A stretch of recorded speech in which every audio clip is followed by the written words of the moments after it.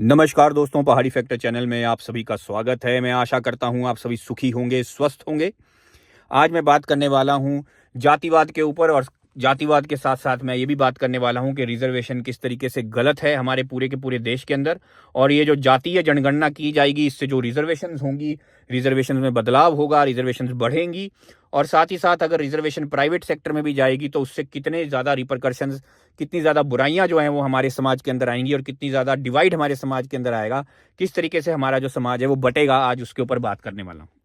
इस वीडियो को पूरा ज़रूर देखिएगा, और इसी तरह की बहुत सारी वीडियोस आपको मेरे चैनल पे मिलेंगी, जिसपे मैं हमेशा सही मुद्दों के ऊपर ही बात करता हूं, चाहे वो हमारे प्रदेश के मुद्दे हों, चाहे वो हमारे देश के मुद्दे हों। तो आइए शुरू करते हैं। हमने ये देखा कि किस तरीके से बड़ी बड़ी पॉलिटिकल पार्टीज़ ने पहले कुछ कहा, बाद में कुछ और कहा। पहले वो जातिवाद के खिलाफ खड़ी नजर आई, पर बाद में उसी जातिवाद की तरफ वो मुड़ गई।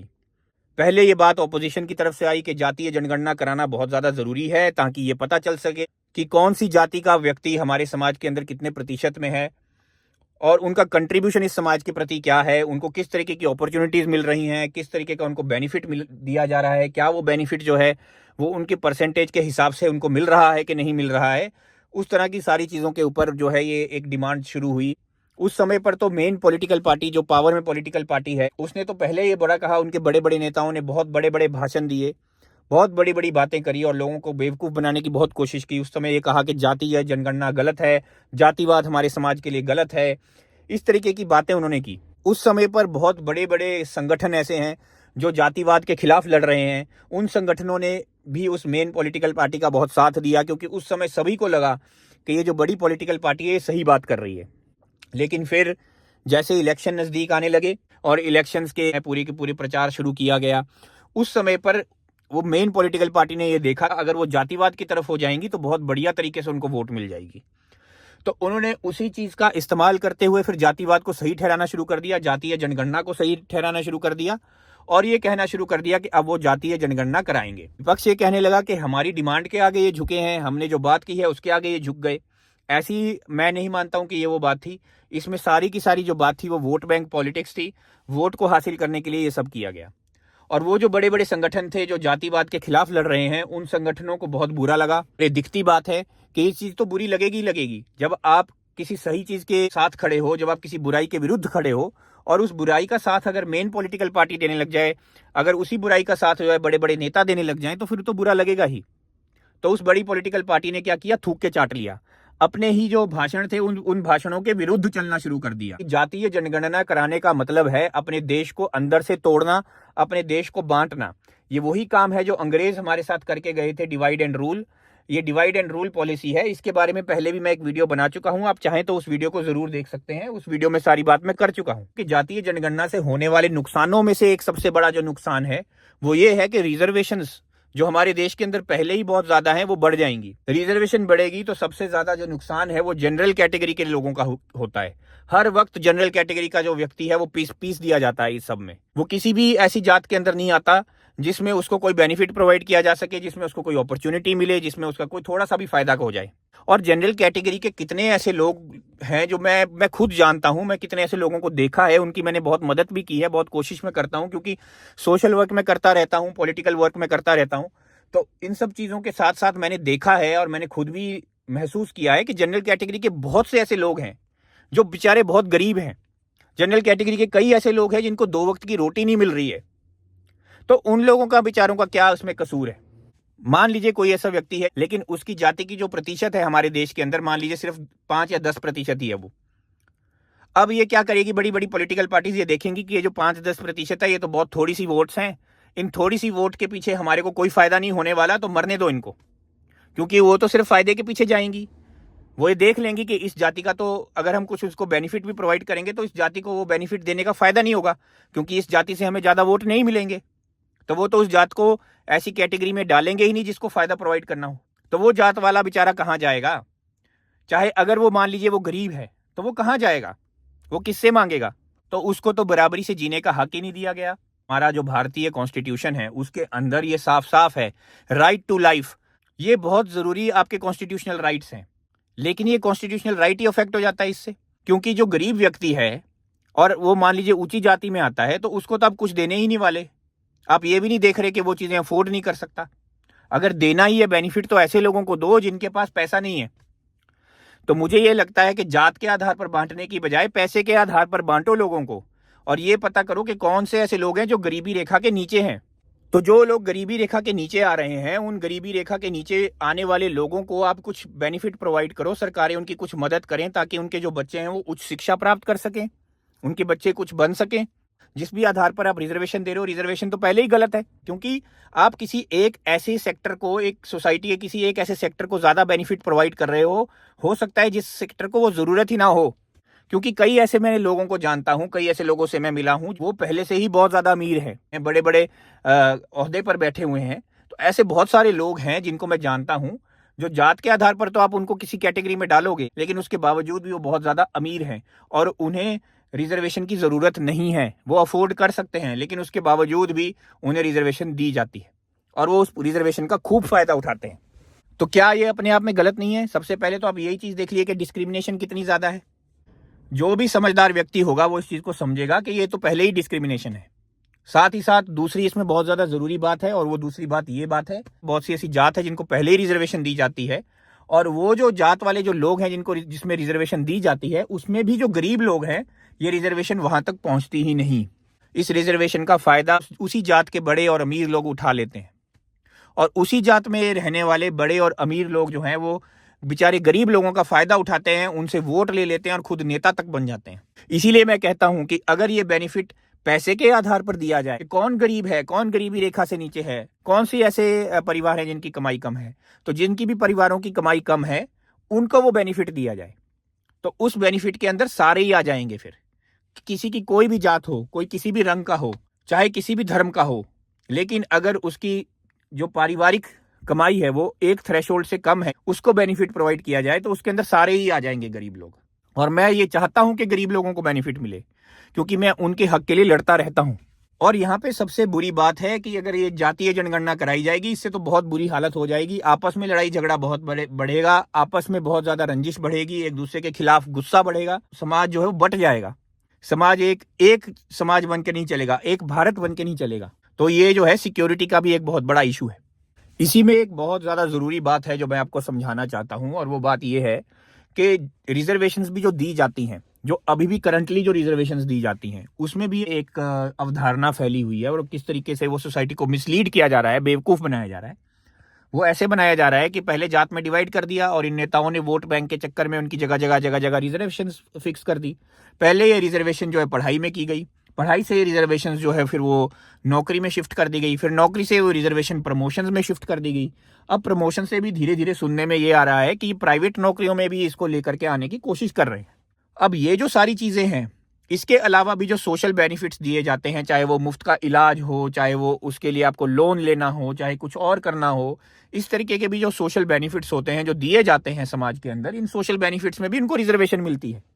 और साथ ही साथ एडमिशंस में, चाहे बच्चों की एडमिशन करानी हो, उसमें भी आपको रिजर्वेशन दी जाती है। समाज के जितने भी लोग होंगे, उस जात के जितने लोग होंगे, वो सभी के सभी चुप हो जाएंगे। वो बोलेंगे हमें तो फायदा मिल रहा है, मरने दो, हमें क्या लेना देना, दूसरे की जात से या दूसरे व्यक्ति से हमें क्या लेना देना। यही तो हमारे समाज की सबसे बड़ी कमी है, हम एक दूसरे की तरफ प्यार ही नहीं रखते, और यही तो कमी का फायदा उठाया जाता है। चलिए, आपने कह दिया कि उसको पढ़ाई में रिजर्वेशन दे दी, तो उसकी फीस भी कम लग रही है, उसको पढ़ने में उसकी सीट भी आपने एक फिक्स कर दी कि उसको सीट भी मिल जाएगी, बड़े से बढ़िया कॉलेज में, बड़े से बढ़िया यूनिवर्सिटी में, बड़े से बड़े स्कूल में वो पढ़ेगा, कोई दिक्कत नहीं, उसको पैसे भी बहुत कम लगेंगे। चलिए ठीक है, आपने उसकी उतनी मदद कर दी, लेकिन ये रिजर्वेशन वहीं पे बंद हो जानी चाहिए थी। क्यों? क्योंकि आपने उसको एक बेनिफिट प्रोवाइड कर दिया है, आपने उसको बाकी जातों के साथ बराबर कर दिया है, आपने उसको बढ़िया स्कूल में, बढ़िया कॉलेज में, बढ़िया यूनिवर्सिटी में पढ़ने दे दिया है, लेकिन उसके बाद तो आप आगे बराबर रखो। अब पढ़ाई के बाद उसने एक पर्चा भरा कॉम्पिटिटिव एग्जाम का, अब उस कॉम्पिटिटिव एग्जाम में जो जनरल कैटेगरी का व्यक्ति है, जनरल कैटेगरी के व्यक्ति का जो परसेंटेज है, मिनिमम परसेंटेज, उसको आपने 60% रखा है, तब वो फॉर्म भर सकेगा। लेकिन वहीं रिजर्व्ड कैटेगरी का जो व्यक्ति होगा, उसको आप क्या कह रहे हो? उसको कह रहे हो कि 40% वाला भी ठीक है।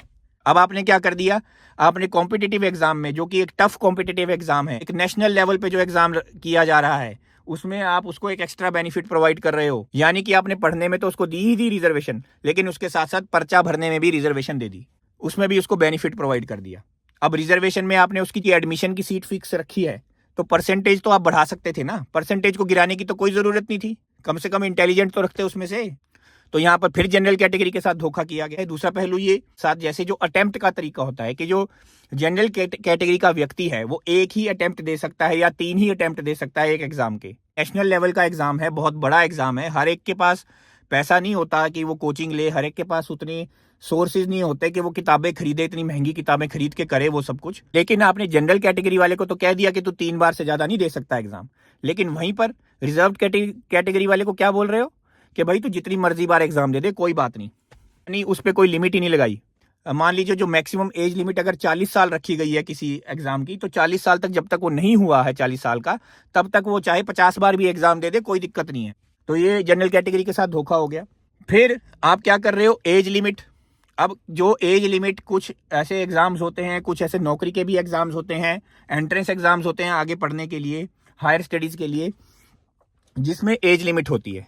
उच्चतम जो उम्र है, जो उसकी सबसे ऊपर की जो उम्र है, मान लीजिए कोई आप एग्जाम है, उसमें आप कह रहे हो कि 35 साल से ज्यादा जो भी व्यक्ति होगा वो उस फलाने एग्जाम को नहीं दे पाएगा। जनरल कैटेगरी वाला तो 35 साल का होगा, तब उसके बाद आप उसको मना कर दोगे कि तू भाई एग्जाम नहीं दे सकता क्योंकि तू 35 साल का हो गया।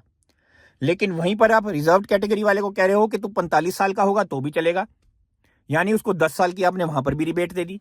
तो ये किस तरीके की रिजर्वेशन है? ये कोई रिजर्वेशन थोड़ी है, ये तो फिर मजाक चल रहा है जनरल कैटेगरी के साथ कि पहले आप एडमिशन स्कूल में भी दे रहे हो, फिर आप उसको स्कूल में फीस भी नहीं ले रहे हो, फिर आप उसका पर्चा भरने के लिए भी पैसे नहीं ले रहे हो, उसमें भी मुफ्त उसको पैसे दे रहे, बोल रहे हो कोई बात नहीं पर्चा भी मत भर।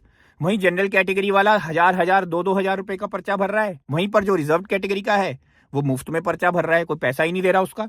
फिर पर्चा भरने के बाद मान लीजिए उसका एडमिशन होता है तो उसकी रिजर्व सीट्स हैं, उस रिजर्व सीट्स में नंबर ऑफ एप्लीकेंट कम होते हैं।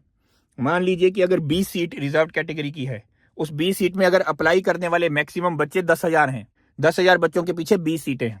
लेकिन वहीं पर जनरल कैटेगरी में अगर 2,000 भी सीट है तो जनरल कैटेगरी में अप्लाई करने वाले 25-30 लाख लोग हैं, तो उन 25-30 लाख बच्चों के पीछे सिर्फ 10,000 सीटें हैं। तो सीट में भी गड़बड़ है। और तो और IAS बनना हो, IPS बनना हो, HAS बनना हो, कुछ भी बनना हो, उसमें इनको आसानी हो जाती है। चलिए हम ये भी मान लेते हैं कि आपने इंजीनियर बनाना था, उनको डॉक्टर बनाना था, उनको समाज में बराबर करना था, तो आपने उनको वहां तक भी बेनिफिट दे दिया। लेकिन उसके बाद जब वो नौकरी का एग्जाम भरते हैं, जब नौकरी की परीक्षा भरते हैं, वहां पर उनको रिजर्वेशन देने का क्या मतलब है? तो आगे सबको बराबर होना चाहिए, सबको ये बराबर होना चाहिए कि तुम सब बराबर से कंपीट करो, क्योंकि तुम्हारी पढ़ाई बराबर से कराई गई है, बढ़िया कॉलेज में, बढ़िया यूनिवर्सिटी में पढ़ाया गया है, मुफ्त में पढ़ाया गया है। तो नौकरी में तो इंटेलिजेंट व्यक्ति लेना चाहिए, लेकिन नौकरी में भी रिजर्वेशन है, नौकरी में भी फिर यही सब ड्रामा चलेगा कि पैसे नहीं लिए जाएंगे पहले पर्चा भरने के लिए, फिर एग्जामिनेशन में उनके नंबर कम रखे जाएंगे। अब कट ऑफ का एक उसमें भी एक मजाक क्या है कि मान लीजिए आपको ये सरकारी नौकरी का एग्जाम भरते हैं, तो उसमें मान लीजिए 100 नंबर का पेपर है टोटल, तो 100 में से 80% आपके नंबर आने चाहिए, तब आपको अगली स्टेज पे भेजा जाएगा, चाहे वो अगली स्टेज सेकंड एग्जाम हो, चाहे वो अगली स्टेज जो है वो इंटरव्यू हो। अब वो 80% नंबर है जनरल कैटेगरी के लिए, यानी कि जनरल कैटेगरी वाले से तो आप ये कह रहे हो कि वो एग्जाम दे, उसमें नंबर भी ज्यादा ले, लेकिन वहीं पर आप रिजर्व कैटेगरी वाले से कह रहे हो कि एग्जाम तो तू मुफ्त में दे, पैसा भी मत दे उसका एग्जाम का, जितनी मर्जी बार तू चाहे उतनी बार तू एग्जाम दे, और साथ ही साथ तेरी कट ऑफ भी कम कर देंगे। यानी उसको ये कहा जा रहा है कि तू अगर 60% नंबर भी ले रहा है तो तेरे लिए बहुत है।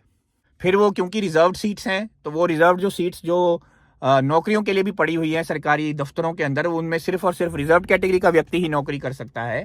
तो उस सीट की कई बार क्या होता है, भर्ती ही नहीं होती, वो सीट खाली रह जाती है, और उसकी बार बार भर्ती की जाती है क्योंकि उनको वो व्यक्ति ही नहीं मिलता जो 60% नंबर भी लिया हो। आप सोच करके देखिए कितनी बड़ी धांधली जो है ये हमारे समाज के अंदर चल रही है, हमारे समाज के अंदर कितनी बड़ी कुरीति चल रही है ऑलरेडी इसकी वजह से। और इसका सारा जो भुगतान है वो जनरल कैटेगरी का व्यक्ति कर रहा है, सारा नुकसान इसका जनरल कैटेगरी का हो रहा है, और उसके बावजूद भी हम चुप हैं, उसके बावजूद भी हम कुछ नहीं बोलते, हमारे जबान से कोई एक शब्द तक नहीं निकलता। इतना ज्यादा गलत जो एक जनरल कैटेगरी के साथ हो रहा है उसके खिलाफ कोई बोलना ही नहीं चाहता। मैं तो रिजर्व कैटेगरी वालों से भी कहता हूं, ये आवाज तो वो भी उठा सकते हैं, वो भी बोल सकते हैं कि भाई बहुत हो गया, हमारे को 1 बार 2 बार 3 बार आपने रिजर्वेशन दे दी, 2-3 बार आपने हमारा फायदा करा दिया, पढ़ा दिया, सब कुछ कर दिया, आगे एग्जाम बराबर करो। और वोट के लालच में नेता नहीं बोलते, और ये जो वोट का लालच है ये हमारे देश को एक दिन खा जाएगा, ये हमारे देश को एक दिन खत्म कर देगा अगर आप लोग नहीं समझोगे, अगर आप लोग नेतृत्व को नहीं बदलोगे, अगर सही व्यक्ति को नेता नहीं बनाओगे, आप बहुत बड़ा नुकसान करोगे अपना। इसमें जनरल कैटेगरी वाला तो नुकसान होगा ही होगा, लेकिन आप ये समझ लीजिए जितने रिजर्व कैटेगरी के लोग हो, आपका बहुत बड़ा नुकसान होगा, क्योंकि आपका फायदा उठाया जा रहा है, आपको मूर्ख बनाया जा रहा है इन बड़े नेताओं द्वारा। बेनिफिट आप तक पहुंचना नहीं है, वो बेनिफिट गरीब लोगों तक नहीं पहुंचने वाला, वो आप ही के समाज के अमीर लोग उसका फायदा उठाएंगे और उसके बाद वो वही लोग आपको दबाएंगे। इस चीज को समझो आप। खैर आगे चलो, अब नौकरी के अंदर रख दिया, वहां तक भी पहुंचा दिया, उसके बाद भाई प्रमोशन के अंदर भी आप रिजर्वेशन लेकर के आ गए। अब ये प्रमोशन के अंदर रिजर्वेशन की क्या जरूरत थी? अब प्रमोशन के कई तरीके से, देखिए एक दफ्तर के अंदर कई तरीके से प्रमोशन की जाती है। प्राइवेट कंपनीज का प्रमोशन का तरीका बहुत अलग होता है, क्योंकि उसमें टैलेंट अगर आपके अंदर है, नॉलेज आपके अंदर है, स्किल आपके अंदर है, आपको तभी प्रमोशन मिलती है, अदरवाइज प्रमोशन नहीं मिलती अगर आप प्राइवेट कंपनी में काम कर रहे हो। अब सरकारी में क्या होता है कि टाइम बाउंड प्रमोशन होती है। टाइम बाउंड प्रमोशन का मतलब ये होता है, जो व्यक्ति उस कैटेगरी में आता है जिसने कुछ तय समय तक एक नौकरी के ऊपर काम किया है, एक सीट के ऊपर उसने बैठ करके काम किया है कुछ तय समय तक, किसी जगह 3 साल है, किसी जगह 5 साल है, तो जैसे ही वो 3 साल या 5 साल होंगे, उसके बाद जो भी व्यक्ति सबसे बूढ़ा होगा उसमें से, एक व्यक्ति जो है वो 40 साल का है, एक व्यक्ति 30 साल का है और एक व्यक्ति 20 साल का है, मान लेते हैं कि ऐसा एज्यूम कर रहा हूं, मैं आपको समझाने के लिए बता रहा हूं, तो उसमें से जो 40 साल वाला होगा उसको प्रमोट कर देंगे, उसको प्रमोशन दे देंगे। ये होता है रूल। अब उसमें क्या हो रहा है कि प्रमोशन में भी ये देखा जाएगा कि जनरल कैटेगरी का कौन है और रिजर्व कैटेगरी का कौन है। तो मान लीजिए 40 साल वाला भी जनरल कैटेगरी का है, लेकिन जो 30 साल वाला है वो रिजर्व कैटेगरी का है, और अब प्रमोशन देनी है किसी एक व्यक्ति को। तो अब सिलेक्शन कैसे होगी? उसूल क्या कहता था? उसूल कहता था कि 40 साल वाले को प्रमोशन की दी जाए। सही तरीके से अगर देखा जाए तो 40 साल वाले की प्रमोशन होनी थी, लेकिन अब क्या होगा, आपने क्या किया, प्रमोशन में भी रिजर्वेशन डाल दी, तो अब जो 30 साल वाला जो रिजर्व कैटेगरी का था, आपने उसको उठा करके प्रमोशन दे दी। तो वो जो 30 साल वाला है वो तो हमेशा ही उम्र में कम रहने वाला है, तो वो जो 40 साल का जो व्यक्ति था जिसे प्रमोशन मिलनी चाहिए थी, वो उसी सीट के ऊपर, उसी पोजीशन के ऊपर रिटायर हो जाएगा। यानी कि आपने उसको प्रमोशन भी नहीं दी तो उसको सैलरी भी इंक्रीज नहीं होगी, सैलरी इंक्रीज नहीं होगी, उसको रिटायरमेंट के बेनिफिट्स ज्यादा नहीं मिलेंगे, यानी कि कुल मिलाकर के सारा नुकसान जनरल कैटेगरी के व्यक्ति का कर दिया। अब जब इतनी गड़बड़ी होगी तो आप खुद सोच करके देखिए, क्या समाज के अंदर नफरत नहीं फैलेगी इससे? क्या समाज के अंदर लड़ाई झगड़ा नहीं फैलेगा इससे? क्योंकि बेईमानी की जा रही है, और ये सारी चीजें क्यों की जा रही हैं? वोट के चक्कर में की जा रही हैं। और अब ये सुनने में आ रहा है कि ये सारी की सारी चीजें जो है वो प्राइवेट सेक्टर में भी कर दी जाएंगी। तो अगर ये सब चीजें प्राइवेट सेक्टर में कर दी जाएंगी, फिर तो जनरल कैटेगरी का जो व्यक्ति है वो भूखा मर जाएगा। अभी तक एक प्राइवेट कंपनी ही थी जिन कंपनीज के अंदर रिजर्वेशन ना होने की वजह से सब कुछ जो था वो इंटेलिजेंस की वजह से होता था, सब कुछ जो था वो स्किल्स की वजह से होता था, सब कुछ आपकी नॉलेज की वजह से होता था। लेकिन अगर उसमें भी रिजर्वेशन हो जाएगी तो वहां पर भी सारी गड़बड़ हो जाएगी और आप अपने देश को भी पीछे लेके चले जाओगे। उसका एक सबसे बड़ा कारण ये है, मैं ऐसा देखो किसी को गलत नहीं कह रहा हूं, इंटेलिजेंट लोग हर समाज में पाए जाते हैं, इंटेलिजेंट लोग रिजर्व कैटेगरी में भी हैं, इंटेलिजेंट लोग जनरल कैटेगरी में भी हैं, ये चीज को अच्छे तरीके से समझिए। लेकिन प्रॉब्लम यहां पर ये आ रही है क्योंकि आप ऐसे ऐसे लोगों को भी भर्ती कर रहे हैं जो इंटेलिजेंट नहीं है, आप ऐसे ऐसे लोगों को भी भर्ती कर रहे हो जिनके पास वो स्किल नहीं है, वो नॉलेज नहीं है कुछ काम करने की। उसकी वजह से बहुत सारे ऐसे काम हैं जो होने चाहिए थे और वो नहीं हो पा रहे।